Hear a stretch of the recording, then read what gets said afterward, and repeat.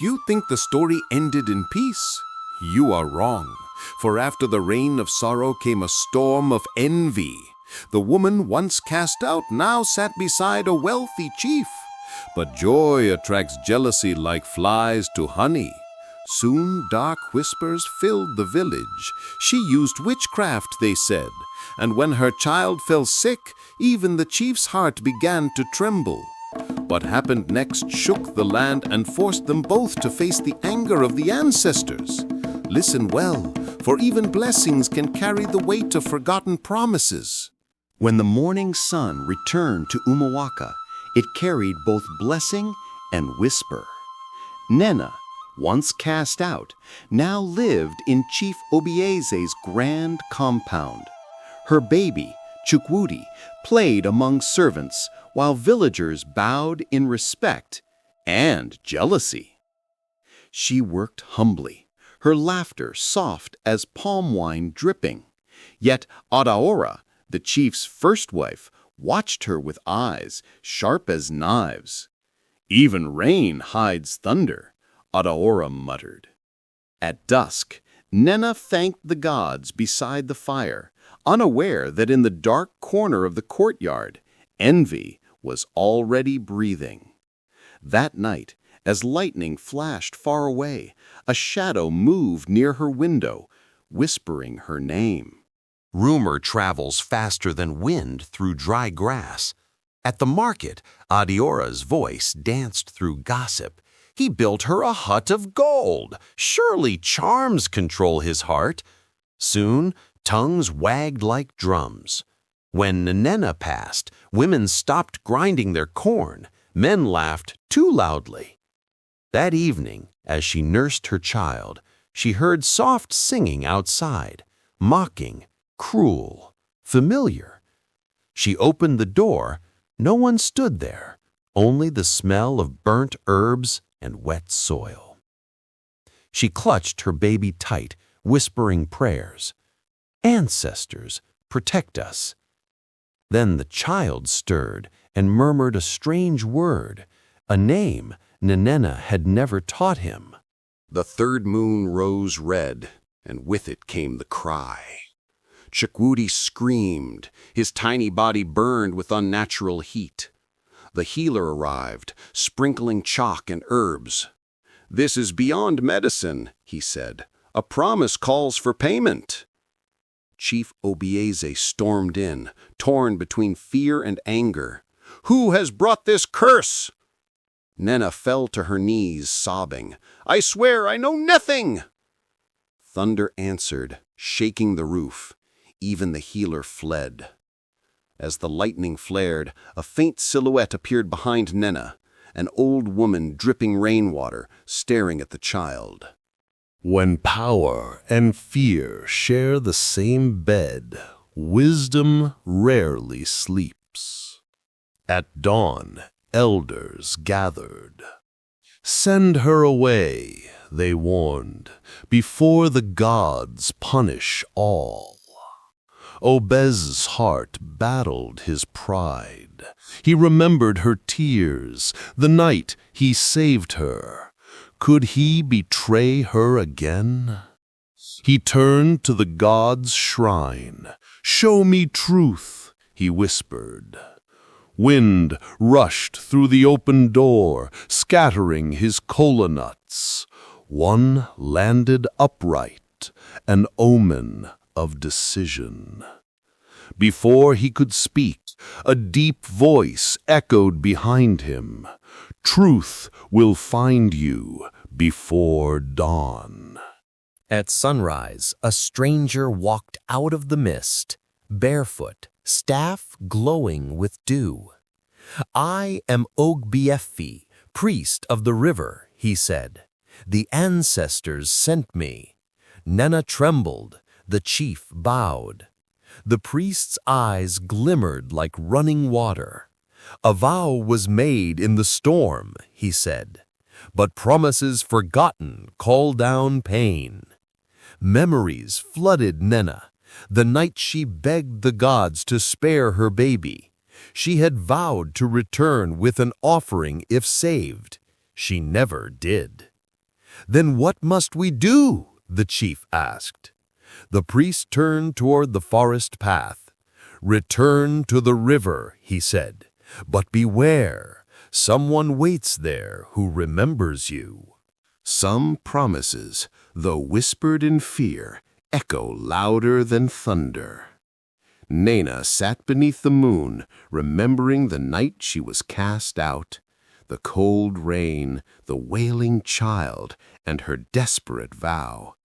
"If the gods spare my baby," she had cried, "I will return with an offering of gratitude." But in her new comfort, she had forgotten. Now, with her son burning with fever, she felt the weight of her broken word. Chief Obiese stood beside her, silent, guilt shadowing his eyes. "The river remembers," the priest warned, "and those who break vows must seek forgiveness before dawn of the third day." Nena bowed her head, tears mingling with rain. "Then I will go," she said softly, "even if the forest swallows me." As she turned to leave, the chief grabbed her wrist. "You will not go alone. The river calls for both of us."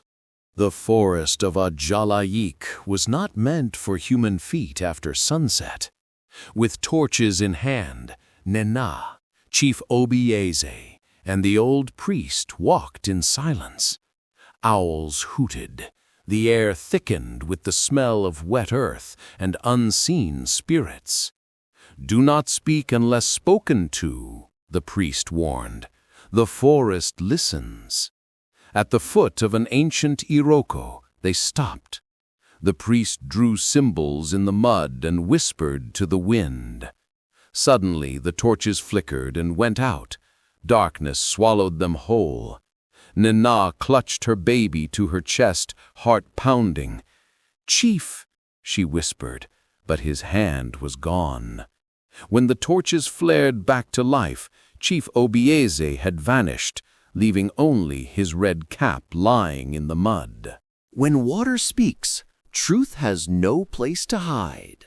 Nena ran toward the sound of rushing water, calling the chief's name.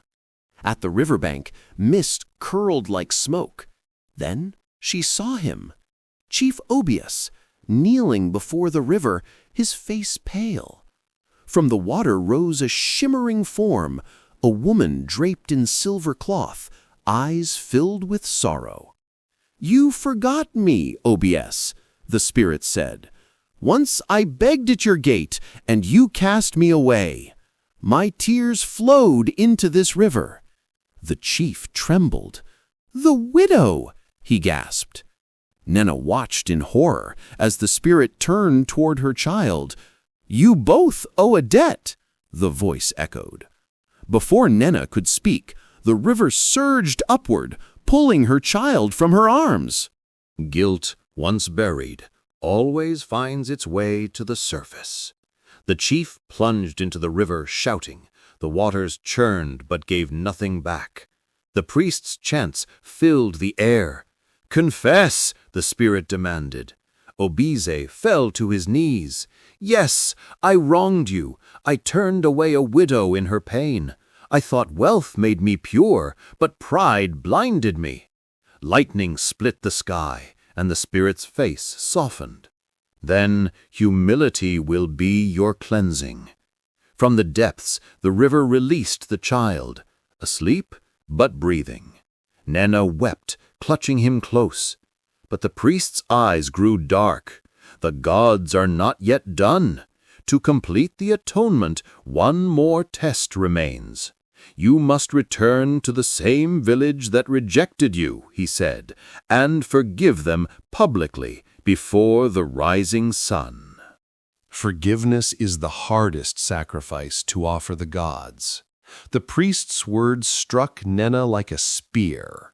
Return to the same people who mocked her, cursed her, left her in the rain? The chief touched her shoulder gently. "If peace must come, we will face them together." By dawn they were back in Umuaka.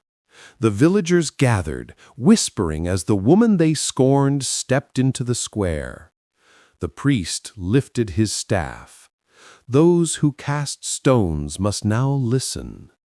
Nena's voice trembled. I forgive you all. May the gods judge only with mercy. For a heartbeat, the wind fell silent. Then thunder rolled, not in anger, but in blessing. As the rain began to fall softly, a golden light shimmered over the boy's forehead. He was smiling again. Even forgiveness must be proven before it is accepted by the gods. The villagers stared in shock as Nena knelt before them, rain washing her tears into the dust. The woman they mocked was now richer than them all, yet she bowed. Adaora, the jealous wife, stepped forward trembling. "Why forgive us after all we did?" she asked. Nena smiled sadly. "Because holding anger feeds the darkness that once destroyed me." Chief Obieze bowed beside her. "Let the past rest in peace." For the first time, the people of Umwaka fell silent, guilt shadowing their faces. Then, in the distance, the old priest raised his staff. "The ancestors are watching," he said. "Their verdict comes with the next storm." And as he spoke, black clouds gathered over the village, and thunder answered like a drum of judgment. When the sky darkens at noon, men remember their forgotten sins. The elders rushed into the square as wind tore through the trees. "What is happening?" one cried. The priest's voice rose above the storm. "Every tongue that lied, every hand that wronged the innocent, shall face truth today." Lightning struck the ground, and a tree split in two. Adora screamed and fell to her knees. "Forgive me," she cried. Nena touched her shoulder gently. "It is done." The thunder softened. Rain poured, cleansing the dust and fear alike. The elders knelt before the chief and the woman. May the gods bless the humble and punish pride no more. As calm returned, Nena's child stood up for the first time and said clearly, "Mother, the river is smiling." When the gods forgive, even the sick earth blooms again. The storm ended as suddenly as it began.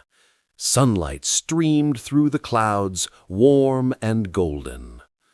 Little Chukwudi ran into Nana's arms, laughter bubbling like river water. His fever was gone, his eyes bright as the dawn.